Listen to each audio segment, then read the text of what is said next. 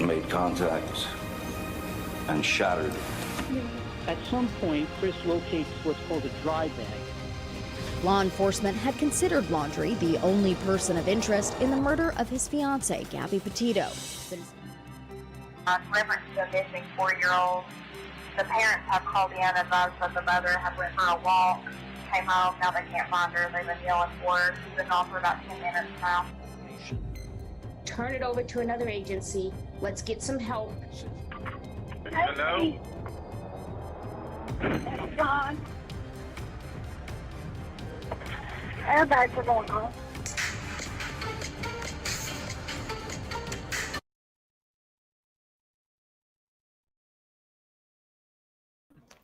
Good morning, everybody. Thank you for being here. This is another ATS News live stream. I'm Amber, and my friend CDT will be joining me. She's dropping the children off at school first, and then she'll be clicking the link and joining me for this Debbie Collier discussion. And remember, Debbie Collier was found deceased Saturday, September 11th, and we are waiting on cause and manner of death. And some of the latest chatter that I've been seeing, and I don't know if you guys have seen it, but on Web Sleuths is the only source that we can find it. I've heard other YouTubers speak on it, but not really a lot. Apparently, there's confirmation that has come out, and it came out in the Northeastern Georgia newspaper, October 14th. It states that Debbie visited a Chick-fil-A in Commerce before heading to Clayton. The visit to Chick-fil-A is written down above where it says Murder 2A, and it's the Web Sleuths website. And then let me just zoom in a little bit. You really, I mean, it's a picture of a newspaper. So you can go to the Web Sleuths website if you want more information or able to maybe zoom in on it. But I'm just bringing you the highlights. And it pretty much says before she went to the Family Dollar, they have her at Chick-fil-A, and we don't know much more about it. We don't know if she was all alone. We don't know any of that. So that's sort of the latest. I don't know if you guys have heard the Chick-fil-A thing or not, but let me say hello to chat while we settle in, and I got my coffee. I want to watch a court TV clip. It's sort of a longer segment, so I'm just going to get started on all that, and then CDT will just join us, and then we can discuss things. I've got notes here too I want to go through with you guys, and then I've put together a pre-recording just to catch up on some stuff. So hello, Sarah Adams. I see you. Carolina, Karen. Good morning, Pink Dahlia. It's so good to see you. Florida Bass Fishing is here for support, of course. Good morning, Florida. Christy B. Okay, guys. So I think right now I'm going to just get into the pre-recording notes that I've put together for you guys. And then, like I said, I want to play this court TV stuff. And then, yeah, CDT should be here momentarily. So for right now, let's just get started. And if you haven't hit that like button, it would be greatly appreciated if you could just like and subscribe at this moment. Okay, so I will be in chat and I'll be pausing it when I need to. Okay, guys?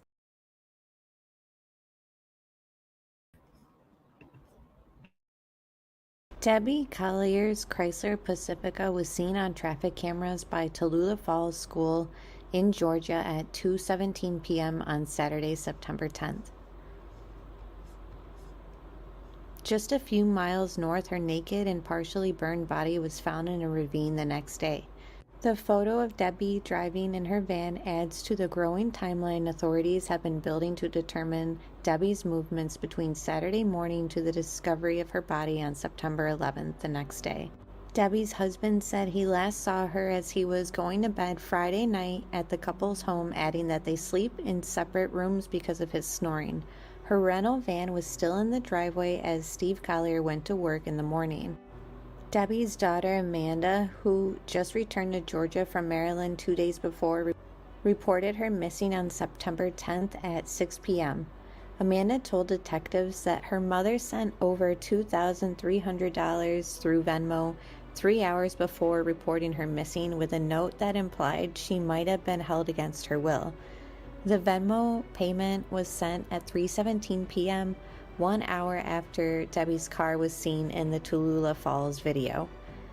The 59-year-old was also seen shopping at a Family Dollar in Clayton, 15 minutes away from the school where the traffic camera spotted her car. At 2:54 p.m., Collier was seen buying several items including a tote bag, tarp, and a lighter. Some of those items were found with her body. She left the store at 3:09 p.m. and sat in her van for 10 minutes and pulled out of the parking lot at 3:19. Investigators are still searching businesses and residences along Debbie's route and are looking for more security cameras in an effort to shed light on what happened to her. Kaysen said police are also waiting for the results of search warrants, including those for phone records, to determine a timeline of not just Debbie's movements, but any potential persons of interest. No known suspect has been named yet. Cops have ruled Collier's death to be homicide, but have not released the cause and manner. While Debbie's message to her daughter was concerning, investigators publicly ruled out kidnapping and that Debbie harmed herself. Cops have also not listed a motive. Amanda's boyfriend Andrew told Fox that the couple had nothing to do with the murder despite Debbie's odd last Venmo and message to her daughter. He told Fox that the couple barricaded the front and back doors of their home. The ex-amateur MMA fighter stressed that he and Amanda had nothing to do with Debbie's death. He added, "We're a little scared ourselves." The sheriff's office said that Debbie Collier was wearing a football jersey and carrying her purse at the dollar store. Debbie Collier was reported missing hours after being seen inside the Family Dollar store in Clayton, Georgia on September 10th. Her remains were found in the woodland the next day near Georgia Highway 15. Debbie Collier's daughter, Amanda Bearden, told cops that she had only taken her driver's license and a debit card, according to an Athens, Clark County Police Department report. Amanda claimed Debbie left everything behind at the home. She said her mom had left in a rented Chrysler Pacifica car as her vehicle had been involved in a crash. But Debbie was seen wearing a purse inside the store, and cops later found her phone smashed at the crime scene. It's unknown what happened to Debbie after she exited the store's parking lot. Cops narrowed her death down to sometime between 3:19 p.m. on September 10th and 12:44 p.m. on September 11th, when her body was found. FBI agents have since joined local law enforcement in the probe to solve the mystery. But here's the added twist. In a statement, investigators say over the weekend, Collier's daughter, Amanda Bearden, told them she was at the Clayton Family Dollar that Saturday. A review of security video and interviews so far hasn't backed that claim up. Okay, so I want to play the rest when CDT gets here. So right now I just want to start playing the excuse me, court TV segment. And this was the first one that they had done on the case. So this was, let's see the date on this. I mean, this was like back, 3 weeks old. So, but it's good. It's got good information. It's good to review it again. And for those who just joined us, I was showing and sharing that on websleuths.com, they have shared an image of a newspaper. Here, let me just show the screen again. Of a newspaper which claims that before she went to the Family Dollar, Debbie had stopped in Chick-fil-A. And it says in a Chick-fil-A and in other sources. Like I said, there was Bed Crime Stories was the only YouTuber I'd seen speaking on it. I don't know if anyone else has, but that's that. And obviously we know that the manner of death for Debbie has been stated to be homicide. So let me just share my screen. And again, CDT is going to join us when she's back from dropping the children off. So we will get her on here. But for right now, I'm just going to share this. And thank you guys for being here so much. Please hit the thumbs up if you haven't. And thank you everyone who has joined us since we started. What happened here? These are strange facts that don't really fit some sort of very obvious story about what happened to Debbie Collier. Joining me in studio right now, Court TV crime and justice correspondent Matt Johnson. Matt, this story, wow, I'm trying to figure it out. Let's start with Debbie Collier. What do we know about her? We're still digging. We put Lumi to the test where we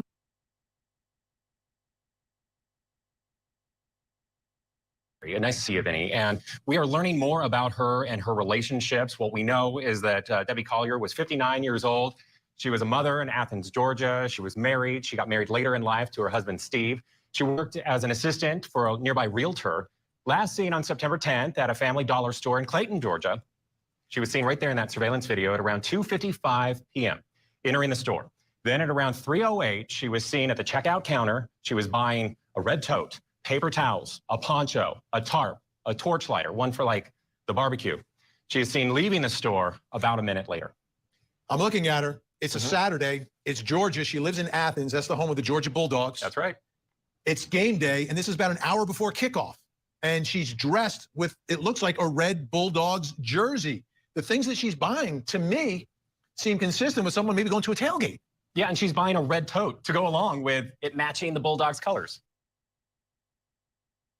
I just wanted to pause it real quick and just say that going back and reviewing things, I definitely have a different take on this case. So if you've watched my last 2 live streams, I'm feeling like my ideas and theories have changed. So I hope you stick around and let me lay all those out once CDT joins us and all that, because I don't know. I've going back and reviewing things. I don't know how you guys are in chat, but I'm just seeing things a little bit differently. So I'll elaborate more when this is done. Okay, guys? And thank you again for being here. It's unbelievable that you could go from this moment, and then it's shortly after that moment where she's checking out, was about 10 minutes or so, 9 minutes, that the Venmo message is sent, where $2,000 to her daughter, and that really cryptic message. Very cryptic message, and I really think that that is what perked a lot of police response right away. So here's what we know. Police responded to a missing persons report the very same day that she goes missing. But she's reported missing by her husband, Steve, at around 6 o'clock, 6:08 on September 10th. And her husband, Steve, tells police the last time that he saw his wife was around 9 o'clock the night before. They sleep in separate rooms because he snores. And the next morning on the 11th, her rental car still in the driveway. He thinks that she's home.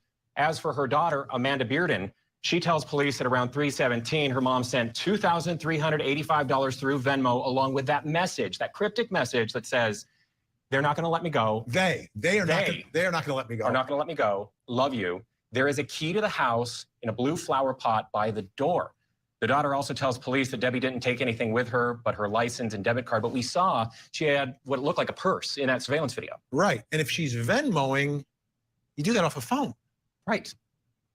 So she had her phone with her. I think she does, right? If she's going to send a Venmo. And the daughter, Amanda, tries to call her back as soon as she gets that weird message, but and no one answers. She doesn't answer. Yep. And she's got the visor on, too, the red visor. No, right? she's all decked out for the game. Well, a visor tells me you're expecting to be outside, right? You're not wearing a visor to be indoors somewhere, and she's got the... Unless she wears it all the time. We don't know. That's true. All right. So she disappears on Saturday, game day. I just want to pause it right there. And I will say that I've yet to see another picture of Debbie wearing a visor. However, you know, if she was decked out for the game, then, you know, she's very matchy like she always is in other pictures. And she's got that red tote that she purchased, which obviously matches the outfit as well. So I don't know. I didn't really play into this whole she's on her way to the game or anything like that until recently. But now I'm like, was she set up for like, come here and we'll have a tailgate, or, you know, maybe she wasn't going to the game, but maybe she was planning on meeting people with it. I don't know. My theories and ideas have opened up to her possibly meeting up to watch the game with people. What do you guys think?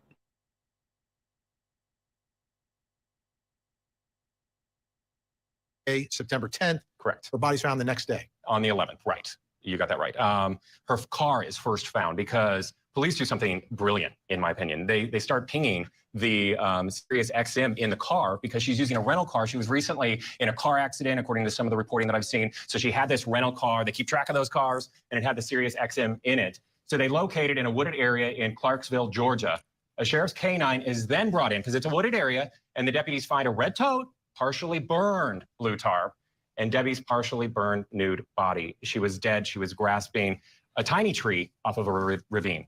Okay, that's again, all of this is not making a ton of sense to me. The tarp is burnt. Her abdomen area is slightly burnt. She's naked, partially naked. Partially naked. Grasping a tree. It makes no, and she just had purchased this stuff, and now she's in the woods. I also want to reiterate the partially nude aspect, because I think that that's been misreported, not just by YouTubers, but by the mainstream as well. And it's confused me in certain sourcings and research too. From what I gather, it was just the top half of her that was nude.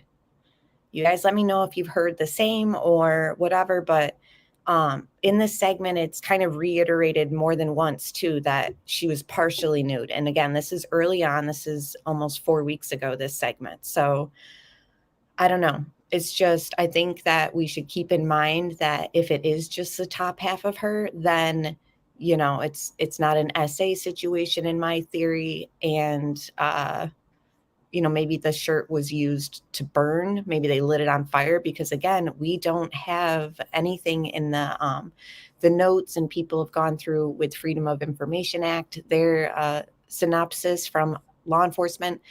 We don't have anything about the shirt she was wearing. And hello, Tony. Thank you for being here. And I see Shay W's here, and Kay Danielle, Julie. I see you guys joining. Open minds. It's good to see everybody. The rabbit hole goes deep. Hello, good morning. So yeah, Sarah, I think that scene staging is definitely possible and should be left on the table, is definitely a possibility. Again, like I said, going through this information again, we've been wrapped up in other cases. We've been looking over even like old Gabby Petito stuff here on my channel. So, you know, just to go back and go through some of these segments, it's really interesting. And I can't wait for CDT to join and we can talk about it together. But good morning, everybody joining, and hit that like. Thank you so much. And yeah, the latest right now is Debbie Collier was seen at a Chick-fil-A before she was at the Family Dollar. So I'll review that again throughout the stream, but I think I'm going to leave my comment up on the page for those who join us.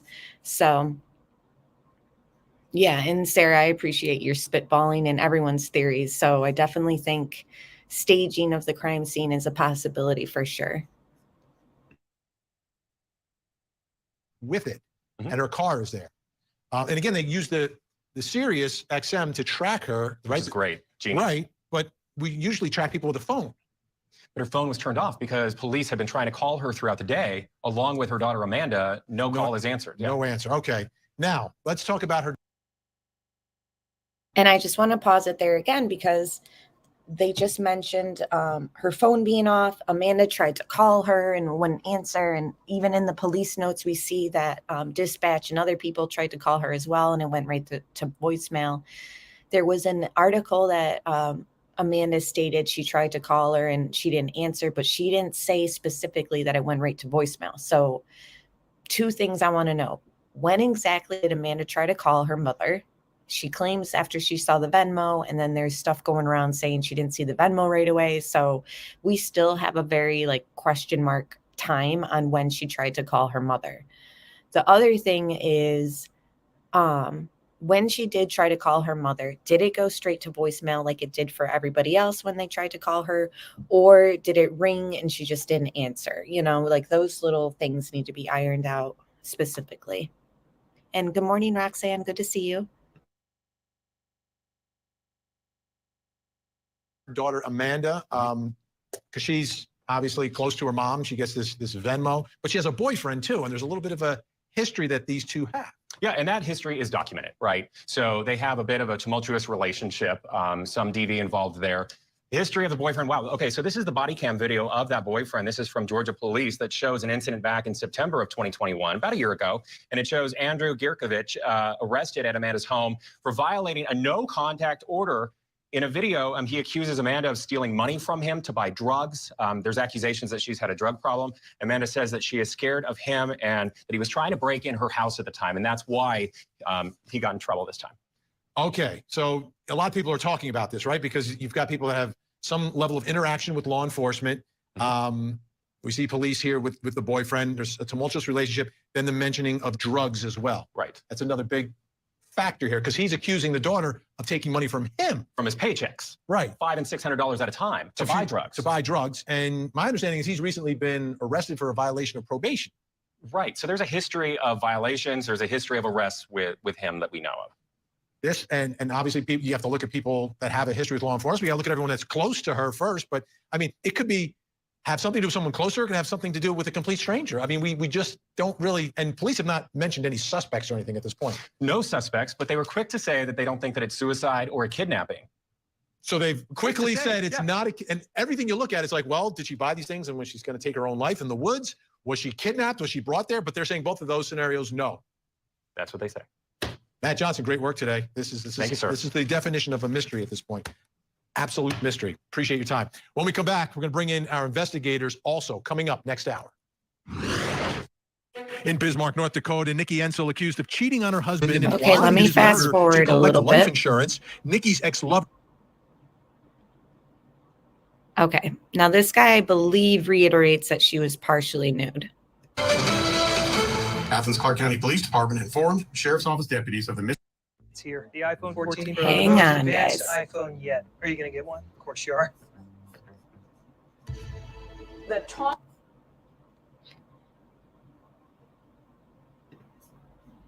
Tied to the vehicle, and that the last communication from the missing person was a transfer to the daughter of $2,385 with a text message tied to the Venmo transfer stating, "They won't let me go. There is a key to the house underneath the flower pot." It's a very cryptic message. Debbie Collier found dead in the woods. Incredibly tragic, and it's a real mystery tonight. Exactly what happened to Debbie. I want to put a timeline up on the screen just to try to give it some sort of framework for one of these really strange clues in the case. 2:55, Debbie is on surveillance video at a Family Dollar. This is in Clayton, Georgia. 3:08. Now, I just want to pause it real quick because, like I said, this information on Court TV is a few weeks old, 3 weeks old. This is before the new information that has come out stating that Debbie was seen at a Chick-fil-A before she went to Family Dollar. Now, again, that information is coming from a newspaper called the Northeast Georgian Newspaper, and that was on October 14th this month. So states Debbie visited Chick-fil-A in Commerce before heading to Clayton. So that is right here. It's on the Web Sleuth's website in case you guys want to see a better version. This was just sent to me by CDT overnight because we've been trying to find the source of this information being discussed. So that'll be on websleuths.com for anyone who wants to see it. Or, you know what, I'll just put this on my community page when we're done and you guys can see like a screenshot version. So remember that in this timeline. So she gets to the store.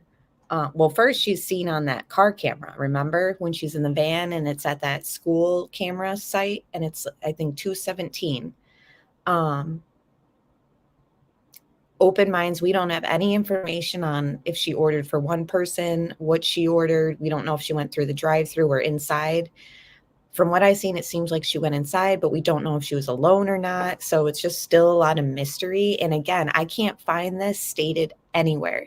And this is a local newspaper that put it out. Sometimes local newspapers have the best information because they're close to the people in the community and gossip and leaks and all that. So I don't know. I think that's very interesting. But so she is, you know, if she's at a Chick-fil-A, obviously nothing has been red flagged to her at that point. So we don't have a timestamp for that. But remember, she's on camera at the dollar store or Family Dollar at 2:55. So.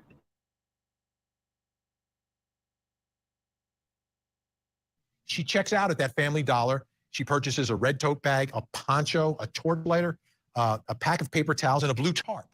3:09, she is seen leaving the Family Dollar store. Then just 8 minutes later, 3:17, Debbie's daughter receives a suspicious Venmo transaction for $2,385 from the account her mother and father share. And there's a message. Debbie's daughter said that the message said, "They are not going to let me go. Love you. There's a key to the house in the blue flower pot by the door." What does that mean? Let's put the pieces together. We need to bring in a team tonight, a team of investigators, and we've done it for you. Joining me tonight in Chicago, Illinois, private investigator Erica Morse. And also joining us right now is CDT. If you guys haven't checked out her channel, it's linked in my description box. And I'm going to be adding her as like a featured channel on my home screen as soon as I figure out how to do that. But I definitely recommend anyone who hasn't subscribed over there, please do so. And thank you for being here, CDT. I hope you've had a good morning so far. I have, and thank you for having me. And once you figure out how to do that, I'll add you to mine. So, but yeah, thank you for having me, and good morning, and hello to the chat. Hello, and thank you for sending me that screenshot of the Chick-fil-A thing. I know that we worked diligently yesterday to kind of find out like more on this because we both heard of it and we're like looking all over the place. So excellent sleuthing there. Yeah, I want to get an account to that site. It was just late last night and I was tired, but yeah, eventually I think that would be good for at least one of us to have an account.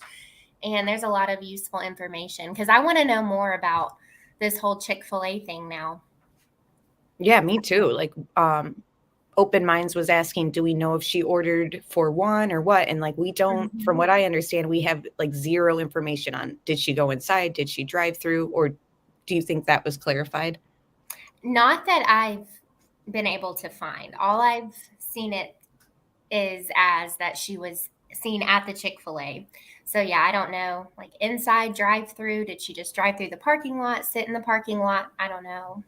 And then before you joined, I started off with reading an article that was from, I think, October 16th or something. It was from this month, and it had really no new information in it, but it did state that they were still going through CCTV footage from businesses and residents around the area. So I wonder if, you know, with that source stating that they're looking through footage and then this coming out also this month about Chick-fil-A, it seems like it was something that they've just been going through and maybe just stumbled on, but I could be wrong there. But yeah, and I feel like there probably is going to be a lot of surveillance in this case, even just her driving and like passing by businesses. Yep. She went a while. I mean, she went a ways.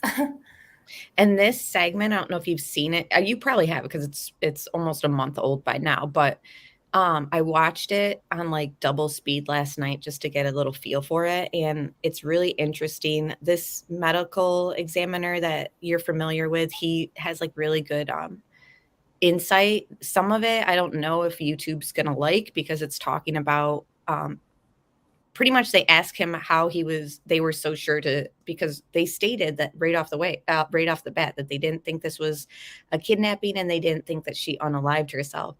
So they're just going to ask him about, you know, how did they get that theory off the table of her unaliving herself? So it's interesting. I'm going to leave it in here because it's just good information. And if YouTube demonetizes the channel, I think, or the video, I think it's worth the information that he gives us.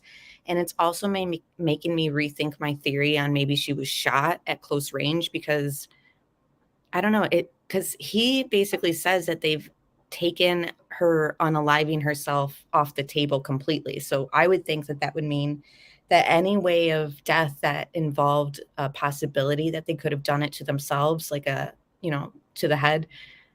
I'm wondering if that's not the case for her cause of death. I don't know. It's just so much mystery still on like how she died, you know? I agree. Excuse me. But yeah, the entire scene is, I mean, once again, there's never really a norm in true crime, but this scene in particular is just very bizarre with, you know, Trigger, but the way she's found, like clutching the tree, either nude or partially nude, it's been stated different ways. the burning specifically to the abdomen. I mean, there's just a lot of odd things. The fact that we literally have the victim on video buying items hours before, she likely died, and it's just all very odd. So, Yeah, but yeah, and it's just, I can't believe like we're going to be 2 months soon. yeah, and I fast forwarded some of this in the beginning, but Vinny was talking about how it seems like there's a lot of information in this case, but once you start laying it out and going through it, you're still kind of left with like more questions, even though it seems like we've been given a lot of information. And Florida Bass Fishing wants to know, has the autopsy been performed? And I've heard like people say that, again, I need to rewatch it, but not this morning. The press conference, somebody in the group said that they had stated at the press conference, I think they said around the 28-minute mark or something, that, or maybe it was 18-minute mark, I don't know, but that they said that it was going to take like 6 weeks or something, but I need to go back. Yeah, same. I can't remember off the top of my head, but that sounds right. And I understand toxicology waiting that long, but it's just like, wouldn't you have like if it's obvious, a manner or cause of death by now? They've stated it's homicide, but like, what is leading them to that? I don't know. It's just this case, I've seen it, like people are asking about it in groups, people are asking about it on Twitter, and it's just been really silent. And then with all the quitting stuff going on right now, it's just kind of like fading away. But I'm like, I need to know what happened to Debbie. Same. Yeah. Same. And it's, once again, I kind of felt like, I know when I was first starting to follow the case and, report on it, I'm like, I feel like this one's going to be tied up pretty quickly. And once again, I mean, I do understand things take time, but I just feel like with the surveillance, the pings, I just can't help but wonder, are they missing something? What DNA have they found or haven't found? Like, is, whoever is responsible for this, are they smart in the sense of covering their tracks, wearing gloves, things like that? So, leaving their phones at home. I don't know. I just really think there's going to be a resolution and justice. I know. I hope so. And I have some things I want to play for you too, since you were talking about forensics there. So after we get through this, I want to play, just pick your brain a little bit. So let me press play, and thank you again for joining us, CDT. Are you planning a live stream today as well? I am probably, I don't know, between like 12 and 1:30 Eastern time. Sounds good. Yeah. Okay, great. 1 second, guys. We're going to play more of this and pause and chat, but thank you all for being here, and hit the like if you haven't, and subscribe to CDT's channel if you haven't yet as well. Thank you so much, everyone.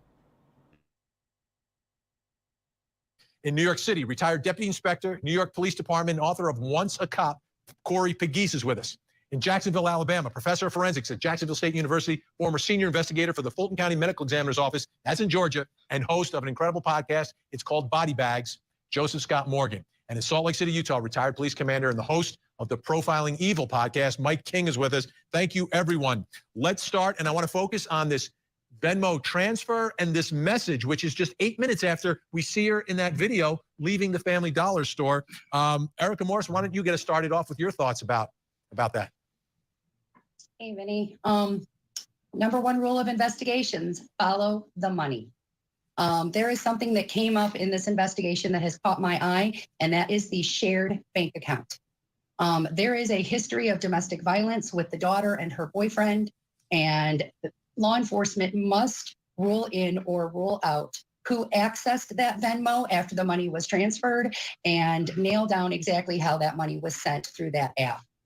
Because there is significant reference in a lot of this coverage about the daughter's ex-boyfriend being very upset about this money that was stolen because she convinced him to get a shared bank account. So it doesn't actually seem that odd to me that we're focused on a Venmo transaction. There's a lot of DV there. There's a lot of violations of ROs. And when you start by really looking in at the family dynamics and this very strange and mysterious cash transfer, to me, it doesn't seem that difficult. That's where I would start. After just 21 days, my teeth are the whitest that they've ever been. I cannot believe the result. Corey Pegues, they are not going to let me go. Who are they? Who are they, or is it more important who wrote this text message? Was it actually Debbie? Yeah, again, Vinny, thanks, and hello to all the distinguished guests. Listen, I think that the text message is definitely a throw-off. It's definitely a throw-off. And I don't know why they ruled out suicide and kidnapping. You know, seasoned detectives would never just throw that right out. You know, everything's open until we can solve this case. But the day part, I think it's almost like as if someone. So he's saying, and again, this is an old report, he doesn't know why they've already ruled out her unaliving herself or kidnapping. So that must mean, I mean, if he's sort of stunned by that too, then this must mean that they have way more evidence to make them think homicide, in my opinion, then. I agree, because he's saying they would not, in his experience, have ruled that out unless they had very, substantial evidence ruling those two things out. Mm-hmm. I'm a little hung up on not a kidnapping, though, because if it's not a kidnapping, then in my opinion, that means Debbie went there not against her will. Good point. Yeah. So it could have been set up for sure. Yeah, so no kidnapping. Does that mean that we are supposed to assume whoever, if anybody was in that van, that it wasn't them like jumping out at her, like, you know what I mean? Like, drive over here, Like, are we supposed to just assume then that it was like an amicable like meetup and somebody was just waiting in the car and she wasn't like tipped off by any suspicion yet? Or like, what does that mean? Agree. It's weird for sure.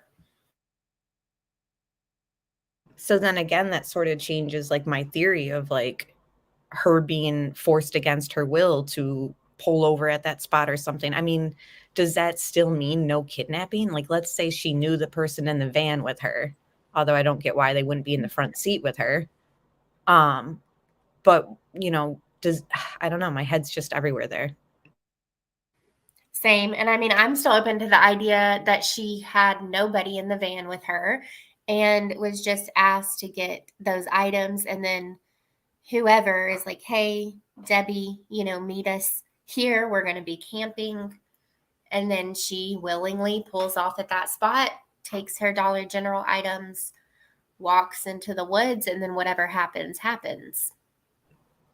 Yeah. And Sarah Evans also mentions, which is evident too in the video, she manually locks those doors to the van. So the theory that possibly somebody like got in the van while she was in the store, I guess we could kind of discount also if it's locked, unless somebody else like the rental had another key for somebody in the family, and they unlocked it while she's in the store. Again, I don't know. And that would be seen on CCTV footage of somebody else getting in her van, Yeah, I agree. I feel like if someone had gotten in the van, we would have seen some evidence of that. I know the windows are shaded, but they would have had to get in on the other side. And even then, like, we've looked at Little Caesars has that camera. I wonder if there were any cameras that show the other side of the van that they've obtained and haven't released. But yeah, I don't really think someone got in the van while she was in the Family Dollar. I think someone was either already in the back, she knew it or didn't know it, or she was alone. And then the Venmo hangs me up. Like, I think it hangs most of us up in this case. But I do wonder if, after she gets out of the store, she's on her phone communicating with somebody, setting up where she's going to go next. Yep. And remember that the Venmo, not saying that it was sent from a different device, but you can log into somebody's Venmo account from any device and send a Venmo like in their account. So we don't know the device. And I think I mentioned it earlier. We still don't know whose device sent that Venmo.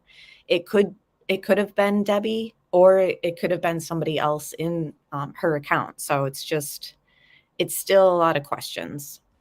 Yeah. And I'm seeing Sarah Adams' comments. So is it Amanda's boyfriend's dad who lives in Commerce? I feel like I had seen that late last night. But did you talk about the GoFundMe yet? With the No, dad? I have it. I'm ready to pull Not it up. trying to change subjects, but No, you're good. Actually, let me just add that right now and we can get back to court TV. It'll still be here. yeah. So this is what you're referencing. Yes. And this was found like on a Facebook public, so anyone could see this. This isn't doxing. This is Andrew's father. Is that right? Yes. To my understanding, this is his dad, and the dad also lives in Commerce, which is where allegedly she was seen at the Chick-fil-A, according to the newspaper. Mm-hmm. Good morning, Allie79. Good to see you. Hello. Yeah, so, very interesting. The father is setting up a GoFundMe for his son, Andrew, and think about it. No charges have been filed. I mean, no one is even listed publicly as a person of interest.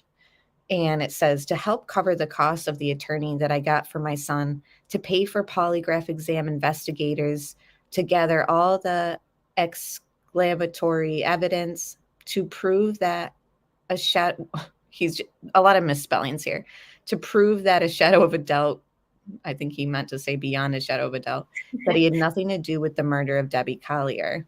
So he's raising money for his son for a lawyer when no one has been charged. So I don't know, very questionable, very questionable. Yeah. And people are saying that his dad has loads of charges. We know that his mom is in prison for, drugs. So that's just interesting when you look at who is Andrew, where did he come from, what kind of mindset may he have, But his home life, definitely not the best picture painted. Yes. So yeah, September 10th, on her way to Clayton, Georgia, Debbie would have been there within 23 minutes of her drive, like to Chick-fil-A, I mean. And then they're saying they discovered that Andrew's father lives in Commerce. So yeah, it does appear that there is a connection with Commerce from Andrew's father's residence and the Chick-fil-A. We don't know if that means like anything as far as that day, like did his father have anything to do with anything, but it appears through public records that they've made a connection with the towns. So very interesting. We'll get back to these little visuals. Let's just play that Chick-fil-A. Now I want Chick-fil-A. I know. I think I always could go for Chick-fil-A. I'm actually going to eat it tonight because we have soccer and there's one over there. So we usually get it on Thursdays. Gotta love it. Okay, let me just play that court TV stuff still. And thank you again, everyone who has joined us. If I've missed you in chat, hello, thanks for being here.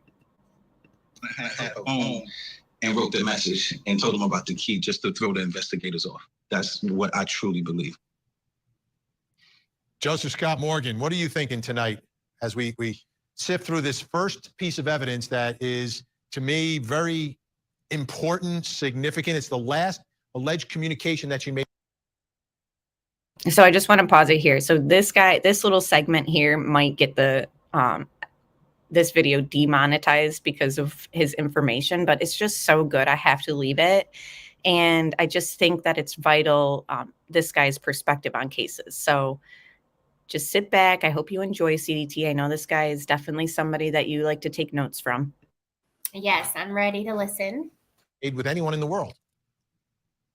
Yeah, what kind of strikes me curious about this, being familiar with the geography in that area, is the fact that, her body was found in Habersham County, which is actually south, but north of where she lived, south of where she was seen at the store. She's up in Clayton, Georgia, Vinny. This is 15 miles north. This is literally the last stop that you really have for a sizable kind of town before you go over the North Carolina border. I think the reporter had mentioned this earlier. It was in one of the reports. This is a kind of a major north-south route headed through that area of the country. I find it curious that she would live in Athens, but yet she would go so far north, and then her body would be found to the south, significantly to the south, Ben. And, I'm looking at this video of, where she's in the store. And one of the things I think that, our colleagues in the FBI and this sort of thing that profile, these kidnapping events, you look for duress many times. And she just appears, Ben, to be going about her business. She looks like she's going to a Bulldog tailgate, doesn't she? Yeah, she does. And there was a ball game that day. And, I know I'm stating the obvious, but I would be very curious about CCTV from across the road. It's all fine and good that we have this. I'd like to know if there was anybody traveling in tandem. And back to what was said about Venmo, the other key part to this is going to be phone communications. Remember, these two phones from both the boyfriend and the daughter have been taken up by the police.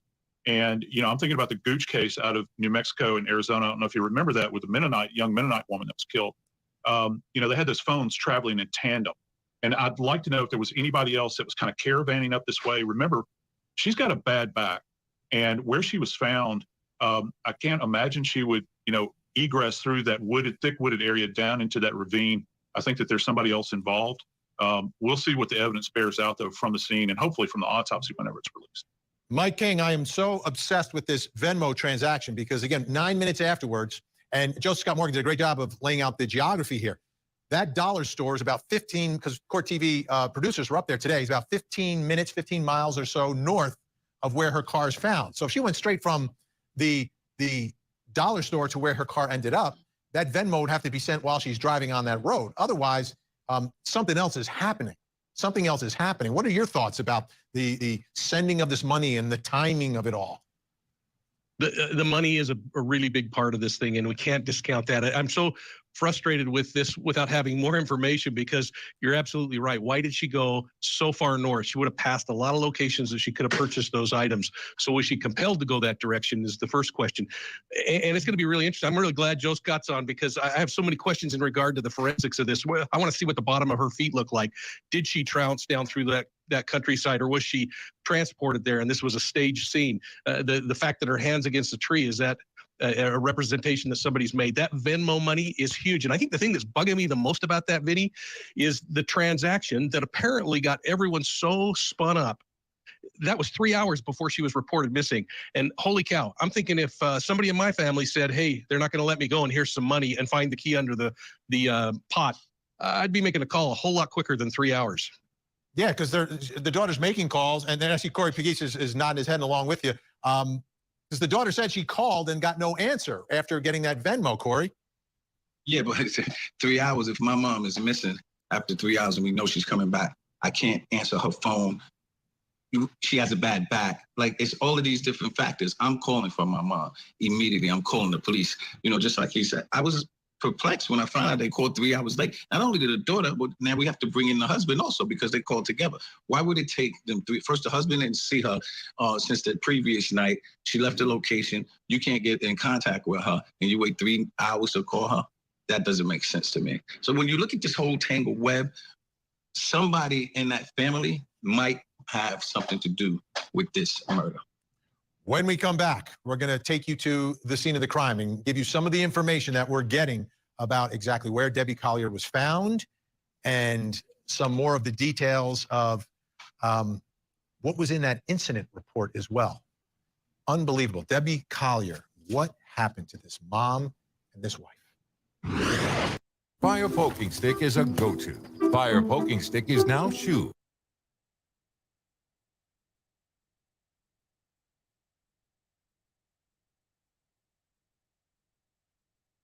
Habersham County Sheriff's Office K-9 unit responded to the scene and initiated a search. The search resulted in the locating of a red tote bag, a partially burnt blue in color tarp, and eventually the victim's partially nude and burnt body grasping a small tree down a ravine. The victim was deceased. Call our helpline now.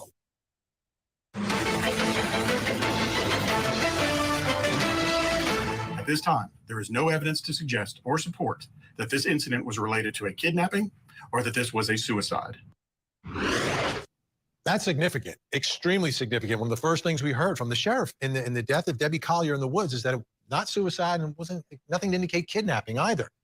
I mean, what does that leave? That leaves, I guess, homicide could be an accident, accidental death. Clearly not natural causes. As we look at this, let me read for you some from the incident report. Significant stuff. Officers proceeded southeast into the woods where they found a red tote bag near an uprooted tree. Remember, that's the bag she just purchased that day. Sergeant Neal observed a red tote bag laid on its side near an uprooted tree. At the root ball of the tree, Sergeant Neal observed what appeared to be the remains of a fire.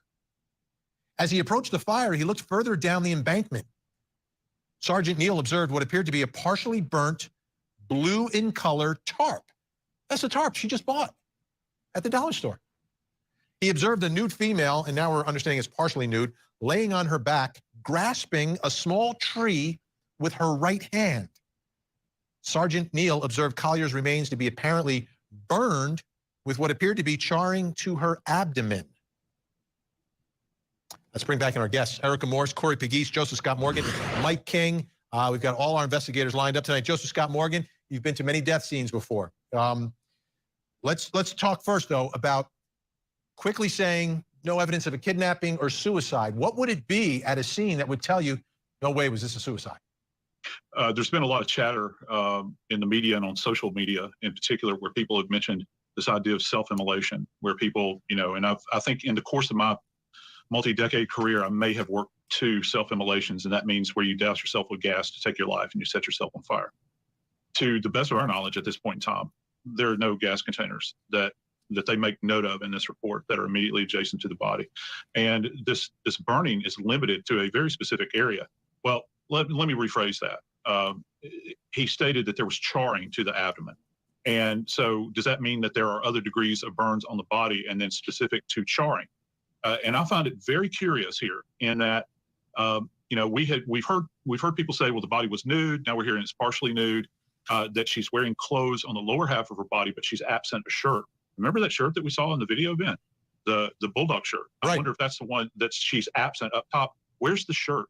Where is it? They don't make any mention of that at this point in time. And the fact that they would jump to this idea that this is not a suicide, that means that they've eliminated things like methodologies in order to take your life. Gunshot wound to the head is, arguably the most common. Hanging, there's any number of places out in this wooded area she could have hung herself. There was apparently no evidence of that. Toxicology is pending, I would imagine. So we don't know what she might have on board relative to anything that might be in her system at this point. That's going to take some time, but they haven't released anything from the state medical examiner and through the Habersham County coroner relative to any hints here, other than, which is really bizarre, we're ruling out suicide. It's off the table at this point. So they're looking at something else. And I agree with you. She didn't just accidentally fall down this ravine and there happened to be a burn spot up top, a burn on her body, and a partially burned tarp down below. Those things just don't add up. It's super bizarre, to say the very least. Mike King, does this strike you as any sort of ritual type killing, a serial killer, some evil mind that is going to torture this poor woman for whatever reason? Not at all, Vinny. This one really, to me, goes back to the victimology. Who's this individual, Debbie? Is she a high-risk individual or is she low-risk? And I think everything about her, there's no criminal history that I could see. She has a job. She's been doing the same thing day in and day out. She dresses modestly. This is what I would classify as a low-risk individual. And the only way low-risk victims, by statistics, become victims is that something happens in the circumstances they're in or the environment. So is it possible that she could have been victimized by an opportunistic killer out there that just happened to glump along at the same moment that she happens to be leaving? It's possible, but again, it doesn't make sense when she takes this drive so far, an hour-plus drive north, and then ends up back there. And this is where I think it's so important as we think about that victimology, that we then start thinking about the crime scenes. And is this really the crime scene where the death occurs, or is this a place that her body is disposed later and disposed of? We know her back is bad. She's not going to be hiking down there without a whole lot of trouble. And again, I go back, and Joe Scott, I want to ask you that. I mean, how important are looking at the feet right now? Wayfair's Way Day is back. Get low prices on thousands of items. Oh my gosh. Furniture from 7. Sorry, so many commercials. Her feet are very important. I'm glad you brought that up, because if she is not wearing shoes, there would obviously be trace evidence on the surface of those feet. And one other point I must make right here, that vehicle is an evidence-rich environment. I think, if something nefarious has happened to her, which, kind of all signs point that direction, goes without saying, who occupied that same space with her, and how carefully did they utilize everything at their disposal to process that. One other thing, in a lot of the videography, our producers do a fantastic job, don't they, Ben? Just wonderful. These shots that they're showing of the rain falling out there, Rain's a bad thing from a forensic standpoint, but if the ground was wet out there and she has her own body weight, if somebody carried her out there, you could be looking at sets of footprints out there that would obviously be larger than hers probably, because she would have to be conveyed down there if this is a dump site. I hope that they took care out there to preserve anything relative to anything that might be left there that's going to be some essence of someone else that was in this environment. I want to put up something else from the incident report, some more details here. The female was laying on the ground, her feet facing downhill, her head up. She had no top on. Her skin appeared black and red in places as if she was burnt. Her right hand was grasping onto a small tree that was to her right. Erica Morse, what do you think of the scene where Debbie Collier was found? There's a lot of insinuation here that there could be some staging involved. I'm wondering if this was an attempt to throw off investigators. And the reason I say that is because of that text message. That text message leads me to believe that it was sent by someone with intimate knowledge of her day-to-day environment because of the reference to that pea in the flower pot. So therefore, was there an attempt to throw off investigators by staging this area? Again, to Joseph's credit, I don't know that we can call this the crime scene. Is this just the site where she was left to be found? If so, they have to muddy through what is real and what is made to throw off investigators. That's why this is taking so much time, and that's why they have to take their time to get it right. All right, when we come back, we've got some body cam footage of Debbie's daughter and her daughter's boyfriend. We'll show that to you, plus coming up next hour. In Sullivan County, Tennessee, the tragic death of baby Evelyn. Her Let me teenage mom, fast Megan, forward a little bit. And yes, guys, the ads, I need to get YouTube Premium. Everyone's saying the best thing I ever paid for was YouTube Premium. I really need to. Because when my daughter's watching Winnie the Pooh sometimes like ads pop up and they're like scary like previews for movies. And I don't know why they put those ads on like the kids shows on YouTube. It's just annoying. There's proof of her stealing my money, and that's all I want, is my money and my stuff. You can live here.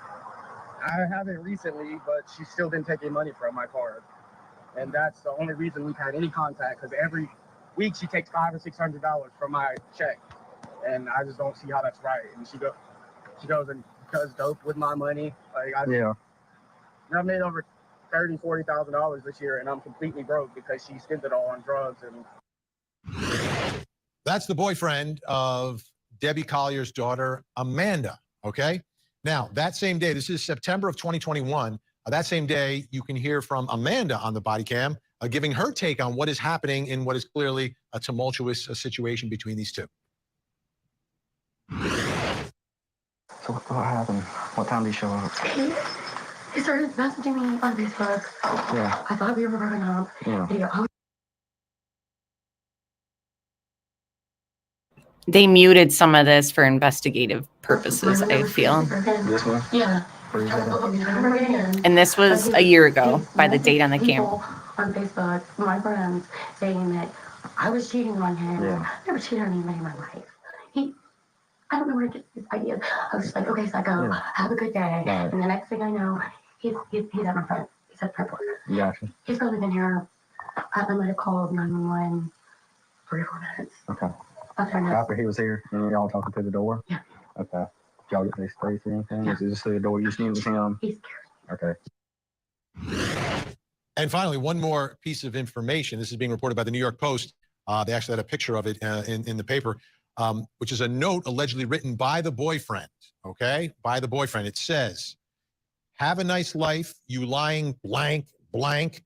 Don't ever contact me again. If you or your family ever come near me again, I will hurt them."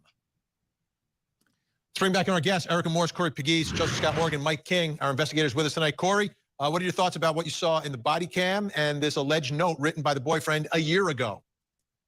Yeah, well, the boyfriend would definitely, I think Joe and Mike and Erica would agree, we would have to have several interviews with this person. He has to be consistent in every single answer to our questions. You got to see if there's any holes in his story. The body cam video, this was a very volatile situation. He's been locked up several times. Her background with all her old boyfriends, she's been locked up for arguing with old boyfriends. This was a mess. And that note, just in specific, that note that he left, immediately he would be somebody as an investigator that I would really be looking at. And it's not far-fetched. We've seen it too many times on court TV that the daughter might be involved in this situation with her mother, because I'm still stuck on 3 hours waiting to call the police. Why did it take 3 hours to call after your mother left you that very, very suspicious text message?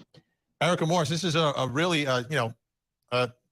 tumultuous relationship situation. Police are responding. And that note is, he could have some of the worst luck in the world that he writes a threatening note a year before someone dies under very mysterious circumstances.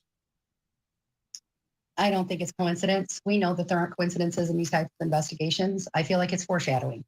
I really feel like Debbie Collier was collateral damage in an ugly and ongoing and tumultuous domestic violence situation.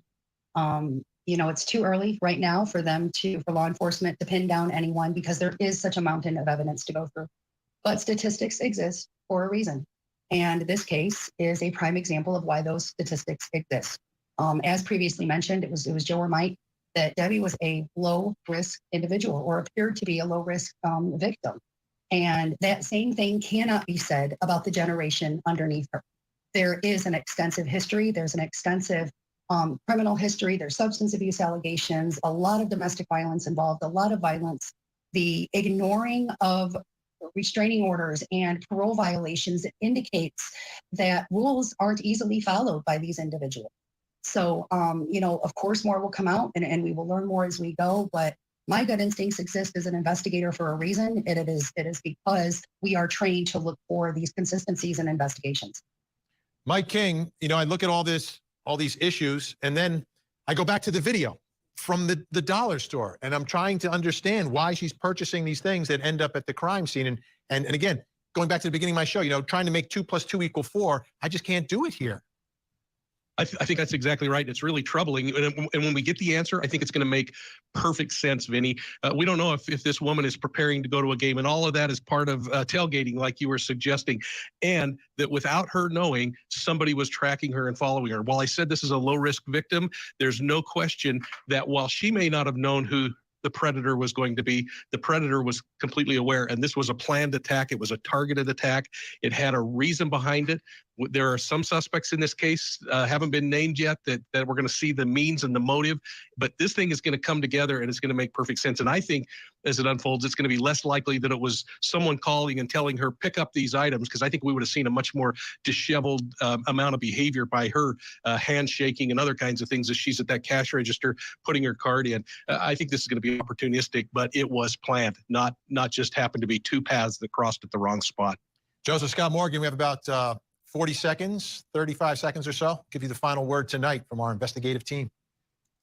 Autopsy, autopsy, autopsy. That's what I'm waiting on. I want to see what this woman endured, Vinny, because, I don't know that I have had more anticipation over a cause of death in a case in my recent memory, and I cover cases every day, than this case.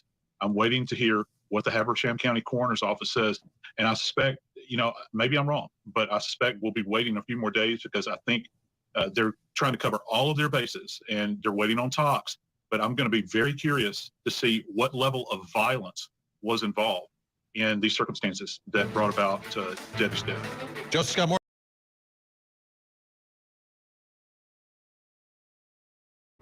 Well, okay, so that was a good little recap of things. And hello to everybody who has joined us. The Chick-fil-A was not near the Family Dollar. So let me just, hi, E. Caroline, it's good to see you. That was just, how far away did they say it was? It was closer to her house than the Family Dollar, right? I think so, but I'm honestly not for sure. Let me just go through my notes real quick. But yeah, it wasn't near the Family Dollar pretty much. It's in Commerce, Okay, and she went there before heading to Clayton. So to map all that out, I think it showed closer to her house that Chick-fil-A was, and then she drove further away to the Family Dollar. But yeah, that was just a little synopsis of the case again. I hope it got you thinking and all that again. And there are other things I kind of want to play for you before I start like getting your perspective. So just hold tight, CDT. I got stuff for you. I'm here. And the thing about picking your brain, and hello, Allison Faye, and anyone else, Nikki Rex, who has joined us since we started. It's good to see everybody. Commerce is 20 minutes north of Athens. Okay, that sounds like what I had written down. Thank you, Emily.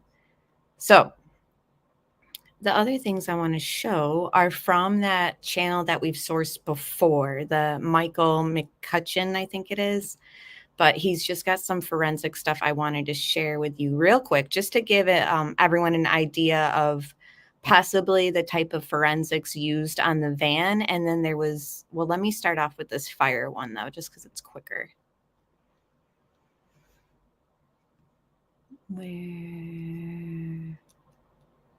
Sorry, I have like so many tabs open. I know, I do that too. I'm like, where is it? Yeah. Our topic of... Oh, boy. And hello, yep, it's good to see you. And hi, Georgie.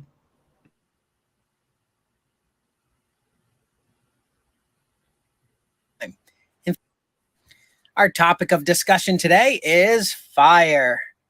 A lot of people think that you can use fire to hide evidence of a crime. In theory, that sounds good, but most times fires aren't burning hot enough to destroy all the evidence. Even in a house fire at, say, 1,500 degrees, give or take, isn't going to burn that hot long enough to destroy all the evidence. So you would still be able to do an autopsy on the body and be able to get some very great information from a body that has been burned. Now, if you're thinking, well, what about a cremation? Well, a cremation, they actually aren't burning the body. They're pumping the furnace so hot that the body turns to bone fragments and gases. And then they actually have to grind up those bone fragments to get what we think of as ashes. So in theory, fire is a good idea to destroy that evidence, but every contact leaves a trace. So I thought that was interesting because I, for the longest time since this case started, kind of felt like they thought that they would burn the evidence and it would clear them of traces left behind, and maybe the fire went out. It seemed like it rained the next day, so maybe it was already wet possibly, or like you said, they think that the fire is going to be hot enough, but it actually, to burn stuff like that, it's got to be much hotter. So I don't know. What are your thoughts on the fire, I guess? I do wonder if it was a situation where they thought they were going to be able to destroy evidence with fire and then quickly realized it wasn't going to happen and put it out and left, you know? Mm-hmm. Yeah. And it seems like it's, because this guy, in case people who don't know, he's ex-law enforcement, or maybe he still is, but pretty much his perspective is from law enforcement's take on it. So it seems like he was saying, like, he's seen it before, you know, where they think that they're going to get away with something and burn it, but it never ends up, you know, staying lit. And we don't have in the records that we've seen any accelerant used around Debbie or on Debbie. Like, they make no mention of it. And in fact, did they even find the lighter? I know they found like the tote and the tarp.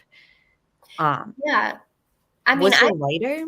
I've seen where people have, you know, and that's another thing that I think is frustrating with this case is the stuff that was left behind. I know you can argue like law enforcement got what they needed, whatever, but either way, I mean, there was a mess left at that scene. And I had seen where people like zoomed in and feel like you could see the packaging of that disposable lighter that she purchased. But yeah, the actual lighter itself, we haven't heard if it's been recovered or was it still there. You know, we don't know. about that for sure. But I never heard the lighter was found at the scene specifically. Yeah. And if chat or anyone on replay knows information on the lighter, like, please let us know. We're not on here to say we know every little thing. We want to know these little things because we know that they mention nothing about her shirt. Allegedly thinks that it was a torture aspect. And I'm seeing Crime Watch with Kenny sort of has the same type of thoughts, possibly that she was unconscious, woke up and she was burning and fell while panicking. I mean, there's just so, her grasping the tree and laying on her back. It's all a strange scene to imagine in your head. And it's just leaving like a lot of questions, and it's like, who is that what they mean by deliberate and personal? Remember? Exactly. Like, what does that mean by law enforcement stating, I mean, they came out right away, not kidnapping, not unalived herself. I don't know. It's just, with all the information they've given us, I can't imagine what they're holding back then. Exactly. And yeah, deliberate and personal is very, very interesting and strong wording when looking at a case like this. And they came out with the manner of death as homicide. It seemed as though before they ever even did the autopsy, because they were saying that, and then they said that the autopsy would be performed or whatever. So what exactly did they see? I don't know. And yeah, April, I have the same feeling. She said, I wonder if there was any accelerant or just her clothes and other items burned. Yeah, it's like, honestly, an accelerant would need to be, but yeah, that's right, Christy B. Some clothes definitely catch fire immediately. Like, some of them will have like a little tag on it, like especially that red tote, even though it was found at the scene, something like that would catch on fire, and some of it's like flammable, Right. And I wonder with the material, I don't know anything about this. I'm just thinking out loud, the material of that jersey, if that possibly could be more flammable. I mean, it's not like a cotton shirt or whatever. Okay, so this was just to kind of give us an idea of what kind of forensics they used on the van. And then we can go back to my notes and just brainstorm and chit chat. But I just wanted to share this with you guys as well, because I thought it was interesting to kind of, once the van was wheeled out of the crime scene area, it was obviously taken to a forensics garage. So, if somebody touched the van, if somebody was with Debbie, I mean, do we think that somebody followed her? Like, is there people in another car with her, do you guys think? Or do you think someone was hiding in the van? Like, let me know in chat and in the comments down below. And CDT, let me know your thoughts after I play this little video, okay?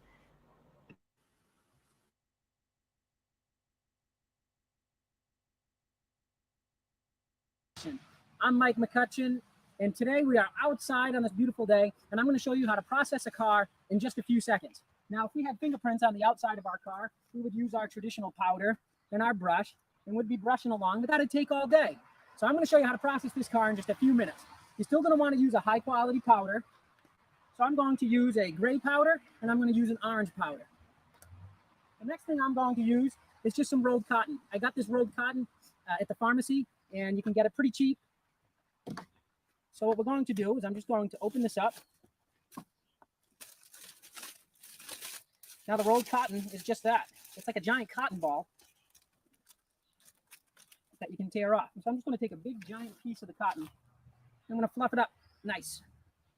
Now, like we normally have, if this car were potentially had DNA on it, we would need to use a disposable brush. Well, we're going to do the same. Once we use this cotton, we can dispose of this and just get more. It's really cheap. I'm going to start with the orange powder.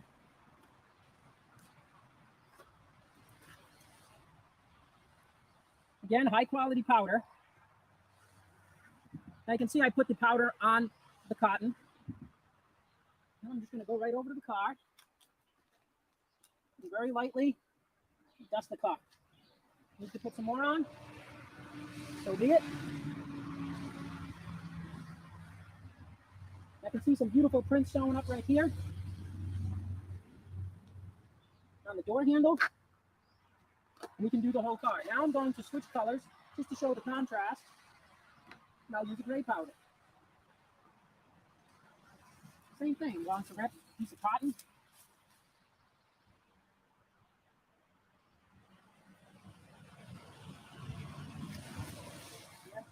go ahead and dust. You can see some beautiful fingerprints showing up on our door. So I'm doing a close-up of where I just did on the car. You can see that there are lots of fingerprint ridges all in this one. This one came out fantastic. And then even over here on the left, you can see that this one also has some fingerprint ridges. Now I did some on this with a lighter color powder, and you can also see the nice fingerprints all down the car. There's lots of fingerprint ridges in this one here. You see those ridges? Be able to lift those with a tape, a diff lift tape, or a hinge lifter. Any way that you want to lift that, it's on a dry surface, just like any non-porous surface, you'd be able to lift that. How easy it was. It just took a few seconds to process this car. Lift those up and we're good to go. So now what we're going to do is this series, for the next few videos, I'm going to show you how to process each part of the car. We started with the outside of the car. In one of my other videos, I showed you how to lift wet fingerprints. Could be from the outside of the car. But we're going to go detailed inside the car, how to lift fingerprints from the underside of the handle, on the armrests, on the steering wheel, all that stuff we're going to cover in the next few videos. So please stay tuned. And then again, if anyone wants to reference that channel, I'll link it in this description box below, and subscribe and let them know that ATS News sent you to his channel, because it's got a lot of information. Now, while that was playing, CDT and I are backstage mapping out the time it took from this Chick-fil-A thing to Family Dollar. So the Chick-fil-A is a 23-minute drive from Debbie's house. And then from where she was found, like 48-minute drive from the Chick-fil-A to Tallulah, I guess. Yeah, and I do want to say I just put in Athens, not her actual address, but it's kind of a ballpark. So it does, yeah, look like she would have like passed the Chick-fil-A and then gone to the Family Dollar or stopped at the Chick-fil-A. I want law enforcement. It frustrates me when media, and it is a newspaper. It's not like the Sun or, whatever. It is an actual legit newspaper put out. Law enforcement told them she was seen at a Chick-fil-A, right? I just wish law enforcement would come out and be like, yes, we told the North Georgia paper she was seen. That's all we can state right now. I wish they would come circle back and confirm it for us. I do too. At least come out and say the investigation is still ongoing. Yeah. We're still reviewing CCTV footage from businesses. We have new information that she was at a Chick-fil-A, and that's all we can give you guys at this time, Right.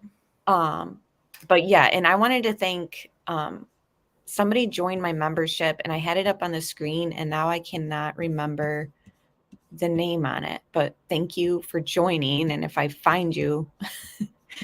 Oh, wait, Jakey5. Thank you so much for joining and becoming a member.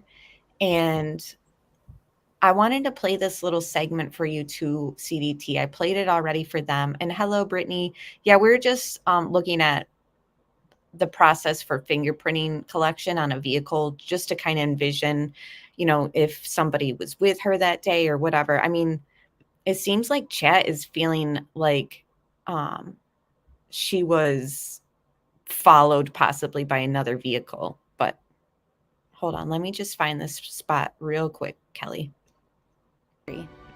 But here's the added twist. In a statement, investigators say over the weekend, Collier's daughter, Amanda Bearden, told them she was at the Clayton Family Dollar that Saturday. A review of security video and interviews so far hasn't backed that claim up. So do you know why? Again, that report was from the 28th of September. And it was saying that, once she, over the weekend or whatever, that next week, they came out saying that Amanda said that she was with her at the dollar store. Does anyone know, more information on that? Why was that theorized or stated?